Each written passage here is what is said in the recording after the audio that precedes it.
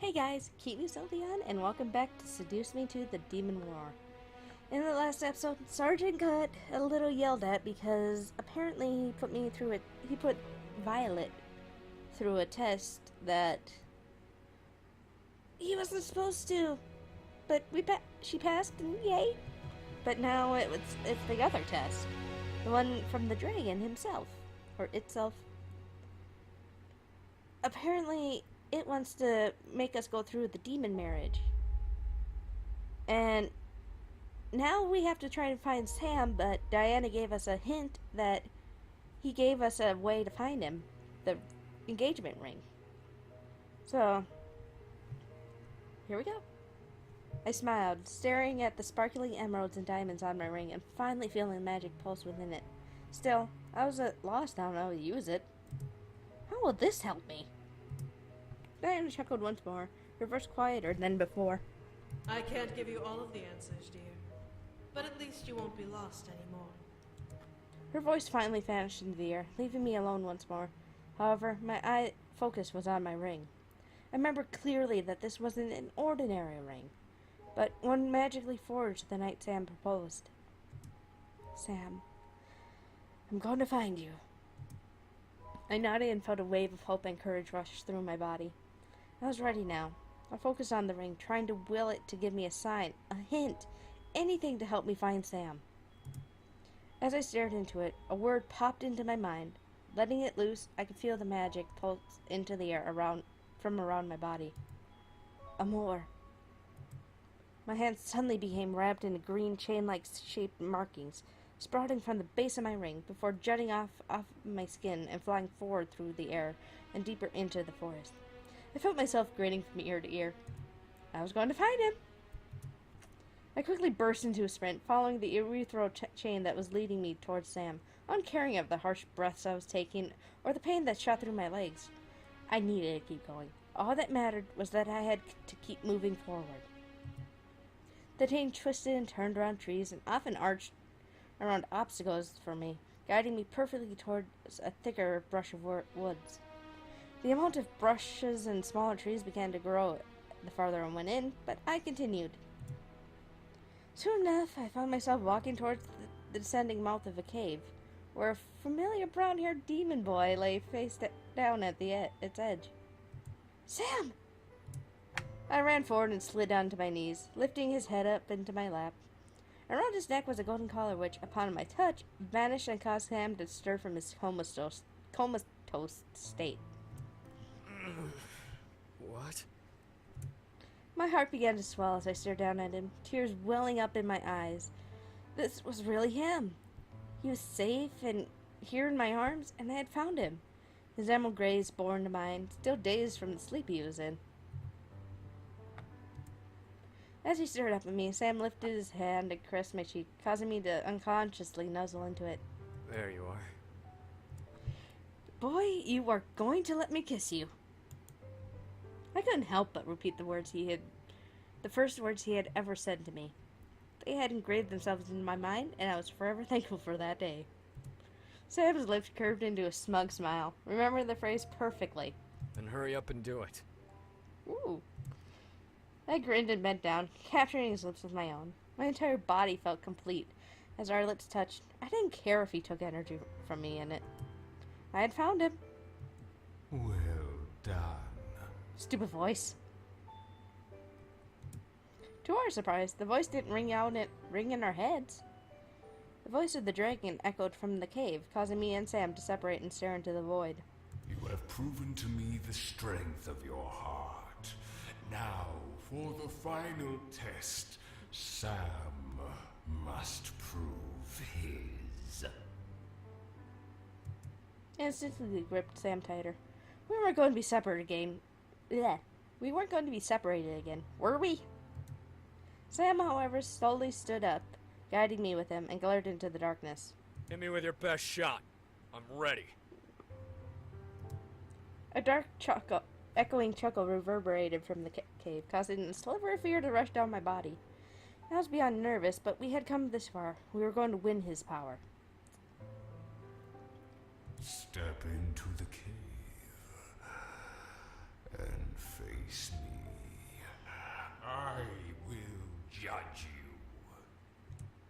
The memories of my nightmares began to fill my head. What if this was a trick? What if the dragon killed Sam while he was in there? Despite my frightening thoughts, Sam stepped towards the cave, nodding. You got it. Every voice and nerve in my head screamed for me to stop him. I didn't want him to die. At the same time, this was a test. He had to do it. I was placing my heart on the table and hoping it wouldn't be ripped apart with a single blast. Let him do it. I had to trust him. He could do this. I watched as Sam walked into the cave, following behind until he vanished into the darkness. I stood once again between the light and the dark, waiting. Waiting. Moments of silence ran by, filling my brain with anxiousness. Was he safe? Was he okay? At the sudden shout of a dragon's roar, I jumped and gripped to the cave wall, frightened it to the core. It echoed into silence out of the mouth of the cave, but I became worried. What happened? What was going on? The faint echo of footsteps began to make their way towards me, despite me not being able to see into the dark. I hoped it was Sam. I prayed it was Sam unscathed. Hello, Sam! Excuse me while I take a picture of you. I have to make sure I got one. As Sam finally appeared out of the darkness, I gasped. Not at seeing him at last, but when I saw his eyes. They were swirling with red and green flames along the whites of his eyes, while his emerald irises glowed in the shadow of the cave. Just from seeing him, I could tell he had changed and had become much more powerful. Sam? Sam grinned at me, stepping up in front of me and placing a hand on my head. Sup, you doofus? I bit my lip and shook my head, pounding a fist into his chest before hugging him to me tightly. Whoa. Hey, it's all right. I'm right here. Thank God you are. May your battle be won, Lord of Dragons. Say what? I looked over Sam's shoulder into the darkness, seeing the faint outline of a large dragon's head fade away before my eyes. What the... Lord of Dragons? Before Sam could answer me, a light burst into the air, causing us to grip onto each other and shut our eyes. The warmth of the light seemed to comfort and ease our travels to wherever the dragon was sending us. Regardless, I clung to Sam tightly, desperate to not let go of him. When we opened our eyes at last, we were in the war room in the middle of the space where the rebel leaders, the incubi, and their wives staring wide-eyed at us. Before anyone could move, however, Diana applauded at us, making everyone turn their heads toward her in confusion. Well done, you two. Wait, you knew where they were all along? She told us they were gone. She didn't say she didn't know where.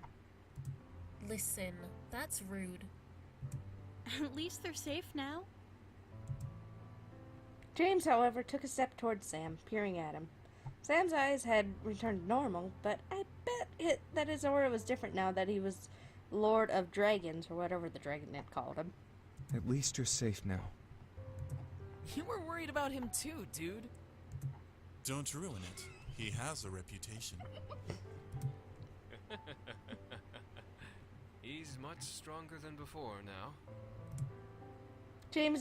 Sam gave James a smug look before holding out his hands. Yeah, I'm all right now. The two brothers shook hands, smiling at one another. I was happy to know that he was alright as well, giving him a squeeze. Diana, however, cleared her throat as the rebel leaders took off, catching up everyone's attention. Well, I hate to break up this little reunion, but we have a battle to fight tomorrow. We should rest. Everyone was in agreement, especially my aching body. The run in the forest was not a kind one. As everyone began to leave, however, Diana called out, Sam, a moment please. Alone. I was worried about what Diana wanted to speak to Sam about, but I left the room with the rest of the group regardless. Diana seemed to handle it. However, I remained at the door, listening in. So, you got me alone. What do you want? I peeked into the room to see Diana faced away from Sam, who had his arms crossed and waiting for her to speak. Tomorrow is the day we head out to fight him. We've been fighting for 10 years, and it will finally end. You're stalling. What is it? Do you know how many lives have been lost because of this war? Sam finally lowered his arms and glared at the back of Diana's head. I glared as well. Why was she bringing this up? From her tone of voice, however, she seriously wanted an answer. Hundreds? Thousands? 9.5 million lives. Sam's breath hitched in shock, as did mine. That many lives had been lost? Was this war truly as brutal as I had to send off and truly as bloody as the rebel leaders described it to be? Diana turned her head and stared at into Sam's shocked gaze. I had to send off and watch almost 9.5 million soldiers marching to their deaths. This world lost that many lives and had to take their blood and ashes into its soil as the battles we fought ended. The Demon Lord, however, ravaged and slaughtered thousands of innocent lives in between, sending more people to their deaths just because they were in his way. Why are you telling me this? All of those lives could have been spared. Diana turned around and glared hard at Sam, and, to my surprise, Sam froze in place. Every single life that was lost during this war could have lived, could have been leading normal lives.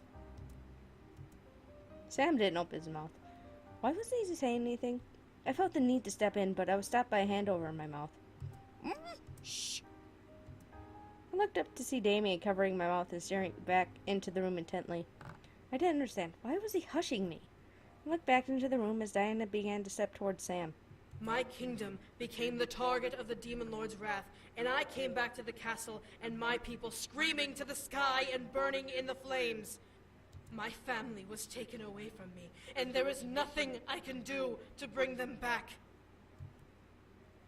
As Diana finally got close to Sam, leaning nose to nose with him, her eyes began to glow a cruel, golden color, making me worry. And it's all because of you, your brothers, and that human. What? Like lightning, Diana and Sam slammed into the far wall. However, instead of Diana against the wall, Sam was held against it with Diana's hands over his mouth. What surprised me the most was Sam staring at Diana with almost shocked and fearful expression. What the hell? Sam gripped Diana's arms, but for some reason, she didn't seem to be affected by his strength, like he was gripping stone. Where did her strength come from? I want to get it through your head that this war is your fault. Yours and that human's faults. My parents, my sister, their lives were ripped away from this world because of you two. My kingdom burned, drowned in the flames of the Demon Lord because of you two. Your brothers were too enthralled with the human world to give a damn about where they came from, so I could have never convinced them to come back. You were my only hope, and you decided that the human was more important than the peace of this world. Because of your love for her, you stayed in the human world and caused so much death. Keep watching. No. Just no. I want to burn that anger into your soul. Every single life that has been lost in this war to stop the Demon Lord was because of you and your love. Diana's hand slowly moved from Sam's mouth to his collar and gripped it, pulling him up onto his toes. However, as they continued to stare at each other, Sam's eyes began to glow a bright red and gold color, the mixture swirling in his green irises. This war wasn't. Yes, it was! Diana quickly pulled Sam forward and slammed him back again into the wall, causing him to jerk and wince, growling but continuing to stare at Diana's angry expression. Around Diana's body was a dark purple aura, flickering like a wildfire with her screams. If I had just killed that human and dragged you back, the world would not be suffering as it is. If that human wasn't alive, then the Demon Lord would not have done what he did. If you and your brothers had just stayed, this war would not have happened. We're gonna end it! We will! And when this war is over, I will never have to see you or that damn human ever again! I stared wide-eyed as Diana lowered her head down and slightly loosened her grip on Sam's collar. Her back was arched over, twitching and spasming, as Diana gritted her teeth. That is why you two must survive. What? Diana's voice weakened immensely, drenched in softened, choked sobs and whimpers. You two need to survive this war. You need to protect her. And stay alive, no matter what. My heart dropped, but my mind was lost. Where was this coming from? I felt Damien lose his grip over my mouth slightly as I loosened his grip around my mouth slightly as I watched Sam straighten up and look down at Diana. The aura around Diana slowly began to die out with each word Diana choked out. If either of you die, then this war will have happened for nothing. All of those lives, all of this destruction. The only reason we are here is because of you two. Hey! Diana. Diana looked up to Sam, a new hopeless pain burning in her eyes as tears began to stream down her face. Swear to me, Brute, that you will take responsibility for this and live, no matter what happens. Damn the war, damn my life. But you must swear that you understand and will take this responsibility. My heart was hurting at the sight of Diana. She was so broken, barely gripping up to Sam and no longer forcing him against the wall behind him. Sam, however, pressed his lips together. What was he going to do? Sam, staring at Diana's expression, slowly grabbed onto both of Diana's horns and pulled Diana's head downward, pressing his forehead to the top of her head. I swear. For the first and only time in my life, I watched Diana crumple to the ground onto her knees with Sam following her down.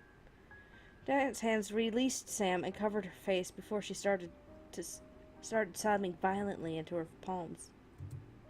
Sam kept his hands on her horns, pressing his forehead onto the top of her head with closed eyes. Red energy from Diana's body slowly began to slide along her form and into Sam's head, slowly wrapping around him and fading away. I stepped away from the door and looked to Damien, seeing him look down at the ground in shame. Damien... It is our fault, but we can't change the past. We can only end this. I nodded, feeling the weight of the world rest on my soul. In a way, I felt completely responsible for this war even happening. I loved Sam enough to keep him away from his duty, his reason for his birth. I had chained him to me, and I wouldn't let him go. I looked back at Diana, seeing her shaking and crying as Sam continued to remain still holding her horns. The energy had vanished, and all that was left were the tears Diana was shedding. Did Sam take her energy? Sam took away her rage. Wait, what? I looked up at Damien, confused. He was incubus, so he was only able to take away sexual energy, right? He could take other forms of energy. He could take other forms of energy too. Sam could do that? Yes, actually. Well, he's an incubus. He's also part brute demon, just like the rest of us. I was surprised. Sam was part brute demon? So were the boys? Damien chuckled softly, assumingly because he read my mind, and nodded. Our mothers were succubi. The demon lord, though, he's no incubus. He's a brute demon who feeds on and uses rage energy. Damien looked into the room, losing part of his smile. Sam, our brothers and I were born incubi, but Sam inherited more brute demon traits than the rest of us. Thus, why he had the nicknames Brute and Monster. Because he wasn't like a regular incubus? Damien nodded. I looked to Sam, seeing him stare into Diana's scalp with a focused but intense expression. The more I thought about it, the more I could see what he meant. Sam never got into the idea of taking and using sexual energy. He was angry all of the time in the demon world, so he fed on rage energy instead. It wasn't until he went to the human world with us when he began to rely on his incubus powers. I could only imagine it. Sam, who hated his father and was the rebel son of the Incubi brothers, full of anger. That was probably why he was so foreign when we had met and full of attitude. Still, I fell in love with him. He was truly a wonderful man. He did everything he could to make me happy and feel safe. He always put me first, which flattered me and made me feel incredibly special. I didn't know what to say to that. Diana eventually stopped crying and wiped tears from her face, but she didn't raise her head. Damien, whom I thought would have stayed longer, disappeared, leaving me alone to watch. Sam, If I die, would you? Would he what? I stared, hoping Diana would reply with a clearer question, but she merely closed her eyes and let out a small sigh. Suddenly the noise in the room became silent, but I could see Diana's lips move. Sam's eyes widened as she finished speaking, but he didn't say anything back, even as Diana looked up at Sam. When Sam finally reacted, he let out a silent sigh and spoke back, the sound of his voice negated through whatever silence engulfed the room. As my body began to collapse, I watched as Diana listened and nodded with a smile before fading into the ground through a dark pentagram. Sam, however, remained there, staring at where Diana had been and took in whatever she had said. Upon the demand of my body, I began to make my way towards the bedroom, not wanting Sam to know I had been eavesdropping. Again! I began to make my way to my room, but stopped as I heard sounds of whispered voices sneak through a barely open door. So, we're all in agreement? We have to. We don't have any choice anymore. It will be for the better, I'm sure. Indeed. I peeked into the room to see the interior of the library, where the 4 rebel leaders stood in a circle. Sergeant leaned against the fireplace mantel, while Rabbit and Chow sat in 2 empty chairs. Faye, however, floated to and fro from side to side in anxiousness. What were they talking about? I was so engrossed in figuring out what had happened into the room that I didn't notice a figure coming up behind me and pushing me into the room. Gah! Commander, a spy. Huh? Human? I grimaced, now out in the open. The 4 stared at me with cold eyes, as if they were ready to send me back to the human world as a corpse rather than going through with the siege. I looked up at them all as I slowly rose to my feet, eyeing each leader as I considered running for the door. However, they looked to each other in contemplation. Say, you didn't hear anything, did you? No, I swear. What was the last thing you heard? I don't remember. The group raised their eyebrows in unison at me, unconvinced. I suddenly felt the guards of each leader behind me, readying their weapons. What the hell? Were they seriously going to kill me for walking by and eavesdropping? Whoa, whoa, whoa! Hold on, guys! I felt the guards back away from me slowly, most likely still cautious of me. I let out a small sigh, happy I wasn't going to die. At least, not immediately. Rabbit, however, looked at me with an ear twitching in curiosity. Let us ask first. Do you know what has been truly happening with Diana? I looked at Rabbit, knowing what she meant. Diana had been acting oddly, and it was not boding well. The more I saw her, I could tell that something was seriously weighing her down or influencing her words. Yeah, but what does that have to do with this meeting? As I answered, the other demons looked again at each other before Shadow stepped forward nonchalantly. Let's not play the ignorance game. We're going to assassinate the succubus when the war is over. What? Oh, what the fuck? Way to just blurt it out! There's no use in hiding it. We don't know how much she has heard. I became massively confused. What? Why were they going to kill her? How are they going to even do it? Why? What good would come of killing her? Rabbit stood and walked to the fireplace, staring into the open flames. I could tell I was about to get an answer, so I listened intently, wanting to know why they were planning Diana's murder. Diana, we fear, has become corrupted. Corrupted? What do you mean? Meaning, she's going batshit crazy like the Demon Lord! I furrowed my eyebrows. That couldn't be. She seemed mostly fine, save for a few instances here and there. Sergeant, reading my face, pushed himself off of the mantel and stood straight up, reminding me of his power with a stance. Human, you hate the Demon Lord as much as we do, correct? I glared at Sergeant's stupid question. Of course I hated him. He trapped me here and forced me and the ones I loved to join this war. There was no reason to even remotely like him. At my glare, Faye swooped in between me and Sergeant, waving their arms frantically. Listen, we're not trying to make you mad, but... This is ridiculous. Shadow stood from his seat, now clearly irritated, and stepped toward me. The succubus has gone mad, and if we don't end her life before she takes the throne, then she will become as mad as the Demon Lord. There is no saving her. Understand? Oh, come on, Shadow! Seriously? No, this is beyond unnecessary. All three of you are complicating the matter when all that needs to be stated is the truth. But how can that be? How is Diana mad like the Demon Lord?